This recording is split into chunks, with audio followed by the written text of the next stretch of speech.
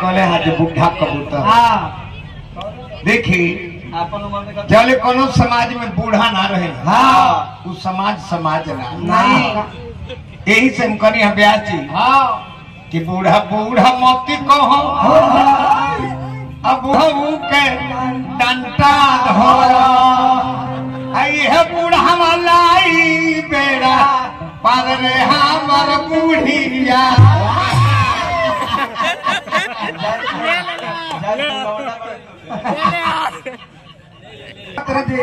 हमरा नचनिया का हम 18 साल से कर पर चढ़ी ले हमर घोड़ी ऐसा हम ना जाने है जी घोड़ी है। अरे तो भाई आई पहले तू अपना बगल में धरा ना तो जोरे में बताई। अब एक के घोड़ी कहता रही वो 18 बरस से घोड़ी पर चढ़े ले एक जोड़ा के हुना लगल। बताई 18 बरस से घोड़ी पर चढ़ी एगो बछेड़ी नहीं खेत अब एक के घोड़ी कह गई। बड़ा ही सराहनीय वंदना के कार्यक्रम किनका से कुंवर कमलवास जी उर्फ राजा ढोलन बूढ़ा कबूतर। बड़े सुंदर देखी इनके के बूढ़ा कह दिला बड़ा गिरिजी आता नहीं का गलती कर देनी है काना के काना कह दी में तो दिक्कत होते ऐसे एगो दियर में काना कोखरी रोक ले रहे। हां एगो रहगीर जात रहले। हां कहले कि एक काना कोखरी ना देबे तकाना तो की मुंह तो फूटे खाए बाहर में काहे के जात ने बूढ़ा होइए गने हमनियो के दिन बूढ़ा कहाई जा कब कर भाई देखी पगला गइल बड़े कि पगला वाला बानी रुआ तीन ही असगर बोल बाबा कहते कि बूढ़ा क्या कहता कि बूढ़ा बूढ़ा मत हाय बूढ़ा के डांटा कौन बपर में कनी राम राम कौन सुनी अभी आंगनबाड़ी में जाके नाम लिखे आंगनबाड़ी में नाम लिखाई। बूढ़ा तो अपने डांटा के सहारे चलता रहे तो तीसरा आदमी के कोई सेट हुई ऐसे के दिमाग काम नहीं करो इनके कहीं भूल बाबा जाके भी कहीं कांके में दवाई कर ले पगलैला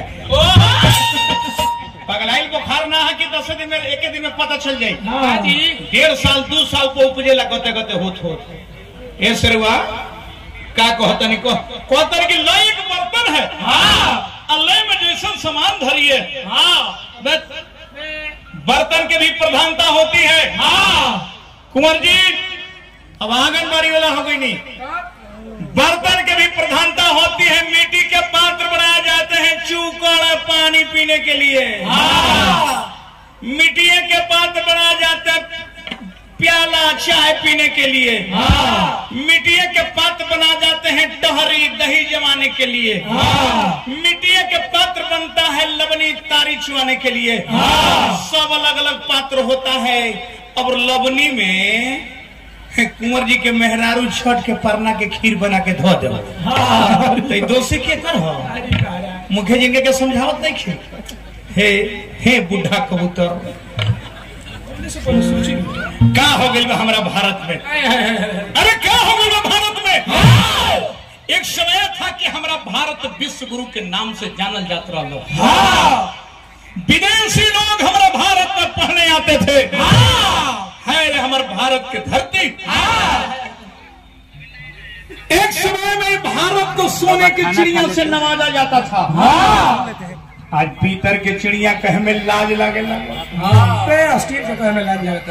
हर भारत के धरती हर दैवाई सनवा के देश रे कहाँ गई ले गीता गांधी जी के उपदेश रे हर दैवाई सनवा के देश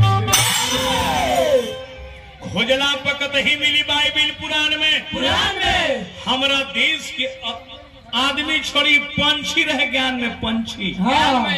कि भारत के कौआ भी रामायण की कथा कहे। काग भूसुंडी कैसन रहले खगेश रे हाय रे दैवाई सोनवा के देश। हमारी देशवा में बड़ुए नालंदा हमारा मगध में नालंदा यूनिवर्सिटी जहाँ विदेशी लोग पढ़ने आते थे। आज नालंदा यूनिवर्सिटी खंडहर बन गया। खाली कुत्ता कुत्ती बचा दे रहा है उसमें। हमारी दसवा में बड़ी हुए नालंदा आज कहे बुधिया में लग गई फंदा देखो डिग्री खाती लोगवा जाता विदेश रे हाय रे दैवा सुनो कहे में हमारा भाव आ गया।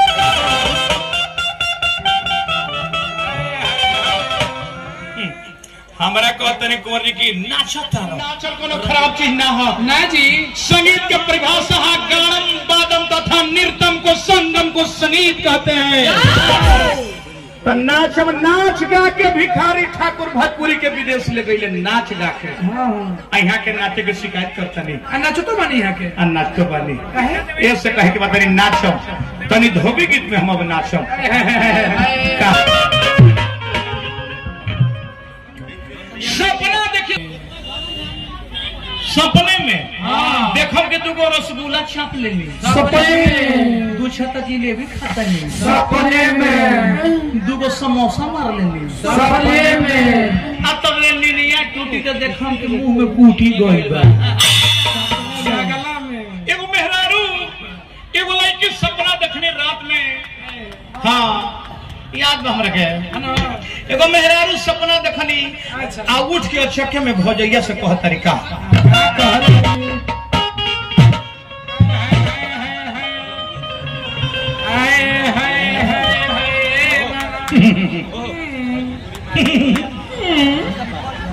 भौजी सपना रहते देखनी क्या देख ले बा देखने के सपने में मतलब वो आई रहे अच्छा मीठा मीठा बात बतियोले मीठा मीठा बात बतियोले टेलर दिखा दे हमरा के ए भौजी तो सपने में देखनी है सपने में बोलो मैं हमरा के मुंडरी दे ले सपने में जवानी हमारा आ गई नीनिया टूटल है भौजी का कोई बलवा नहीं खबर सपना के धोबी गीत में देखी कुंवर जी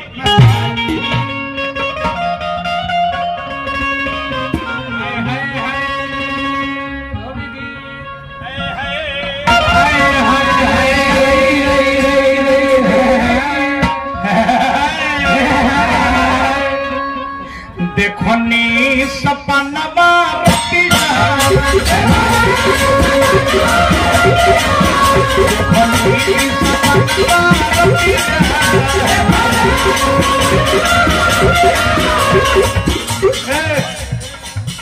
कहलो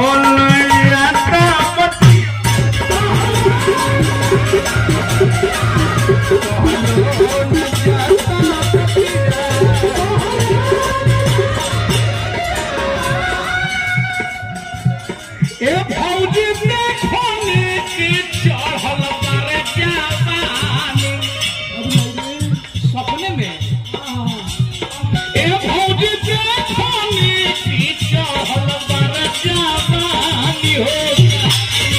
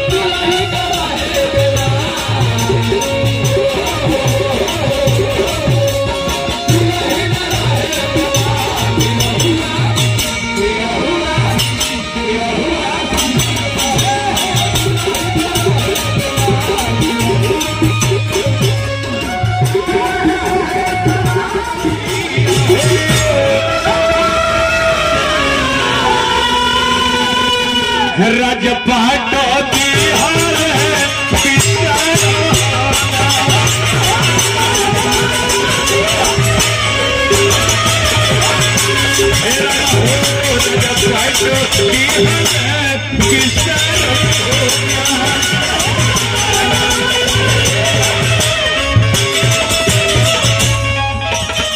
चलता जोगी बहता पानी, जोगी के कौन ठिकाना है। अबरी में मास्टर साहब जरूर हम अम्बेडकर साहब पर गए। समय कुंदन बाबू मुखिया प्रतिनिधि हैं। अरे वो के दरबार से जोगी भूखा लौटे तनी मना लगे। हे राम भज राम भज राम, एक नैया घन श्याम